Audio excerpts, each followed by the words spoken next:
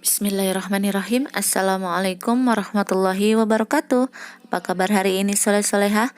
Semoga kalian semuanya sehat dan siap untuk belajar hari ini.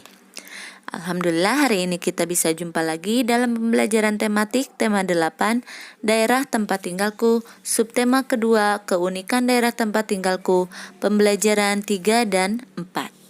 Sebelum belajar, mari kita berdoa terlebih dahulu. Bismillahirrahmanirrahim. Allahumma inni as'aluka ilman nafi'an wa rizqan thayyiban wa amalan mutaqabbalan. Amin. Tujuan pembelajaran hari ini adalah sebagai berikut. Silakan kalian amati gambar berikut atau kalau di dalam buku ada di halaman 86. Nah, gambar-gambar tersebut merupakan kegiatan ekonomi, yaitu produksi, distribusi, dan konsumsi. Apa itu produksi? Produksi adalah kegiatan menghasilkan barang dan jasa. Sedangkan produsen adalah pelaku kegiatan ekonomi yang menghasilkan barang dan jasa. Kemudian distribusi. Apa itu distribusi? Distribusi adalah kegiatan menyalurkan barang dan jasa dari produsen ke konsumen. Sedangkan distributor adalah pelaku kegiatan ekonomi yang menyalurkan barang atau jasa dari produsen ke konsumen. Yang selanjutnya ada konsumsi. Konsumsi adalah kegiatan menggunakan barang atau jasa. Sedangkan konsumen adalah pelaku kegiatan ekonomi yang menggunakan barang atau jasa yang dihasilkan oleh produsen. Nah, dari gambar ini ya bisa disimpulkan. Gambar yang pertama itu memproduksi buku. Kemudian supaya buku-bukunya bisa dinikmati oleh konsumen, maka didistribusikan oleh distributor ya, yaitu oleh bursa buku. Kemudian bisa dinikmati ya atau dikonsumsi oleh pelajar tersebut. Ya, pelajar tersebut disebut konsumen. Kota dengan julukan kota pelajar adalah Yogyakarta. Kota Yogyakarta memiliki banyak keunikan, di antaranya tempat wisata, transportasi, dan adat istiadat berupa upacara adat. Nah, tidak hanya itu ya, kota Yogyakarta juga memiliki keunikan di bidang pendidikan karena banyak sekolah dari tingkat dasar hingga perguruan tinggi yang ada di Yogyakarta. Oleh karena itu, banyak orang dari daerah lain bahkan dari mancanegara datang ke Yogyakarta untuk belajar. Perguruan tinggi yang sangat terkenal yaitu UGM atau Universitas Gadjah Mada. Selain UGM, masih banyak lagi perguruan tinggi yang ada di Yogyakarta, seperti Universitas Negeri Yogyakarta, Universitas Ahmad Dahlan, dan Universitas Muhammadiyah Yogyakarta.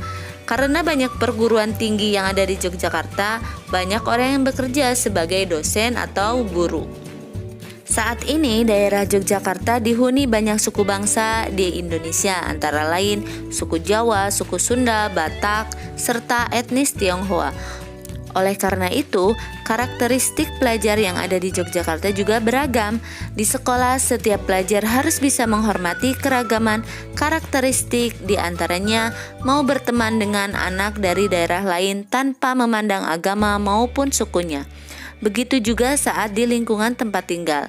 Para pelajar dari berbagai daerah yang tinggal di satu lingkungan harus hidup rukun.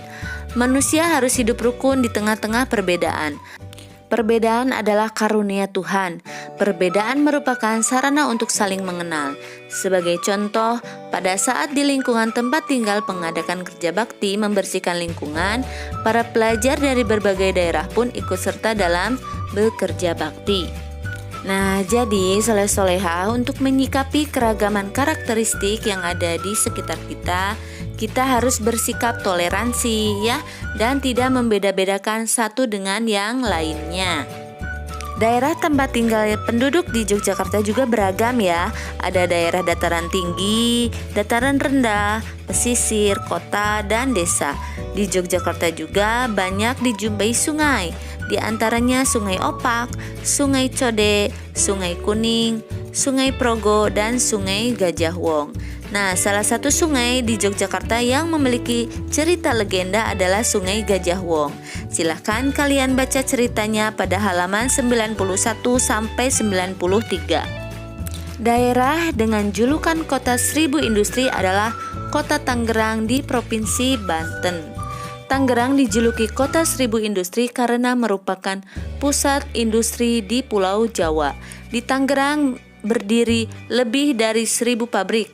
Banyak perusahaan-perusahaan internasional yang memiliki pabrik di kota ini.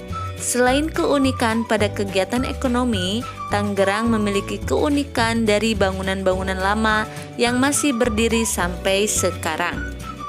Pekerjaan masyarakat yang ada di kota Tangerang antara lain buruh pabrik, karyawan swasta, guru, wirausaha, dokter, montir, dan lain sebagainya. Nah, sedangkan di kota Tangerang juga banyak bangunan-bangunan tua. Nah, antara lain adalah sebagai berikut.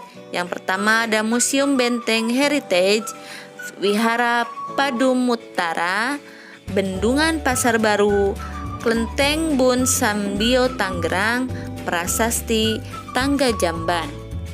Tangerang sebagai kota industri banyak berdiri pabrik, di antaranya pabrik sepatu dan pabrik ban ya, seperti pada gambar berikut. Para pekerja pabrik disebut dengan buruh. Di suatu tempat kerja sering kita jumpai banyak pekerja dengan berbagai spesialisasinya. Sebagai contoh di rumah sakit. Di rumah sakit ada dokter, perawat, ahli gizi, satpam, supir, dan juru masak. Demikian juga spesialisasi pekerjaan di sekolah. Di sekolah ada pekerja sebagai guru, petugas perpustakaan, satpam, dan tukang kebun atau orang-orang yang membersihkan sekolah. Pekerja dan pekerjaan pada suatu tempat kerja tentunya beragam. Bukan hanya pekerja dan pekerjaan, siswa di sebuah sekolah tentu juga beragam. Ada siswa yang suka berolahraga, ada siswa yang suka menari, ada siswa yang suka sains, ada siswa yang suka menggambar, ada anak yang suka membaca, dan masih banyak lagi. Setiap siswa juga mempunyai karakter yang berbeda. Ada anak yang pemalu, ada anak yang pendiam, ada anak yang berani, dan masih banyak lagi. Keragaman siswa pada suatu sekolah hendaknya disikapi secara positif ya oleh kita. Untuk tugasnya silakan kalian berlatih ya menjawab pertanyaan yang ada di halaman 99. Alhamdulillah, sekian untuk materi kali ini. Semoga bisa dipahami. Tetap semangat dan selalu jaga kesehatan ya soleh-solehah. Terima kasih. Wassalamualaikum warahmatullahi wabarakatuh.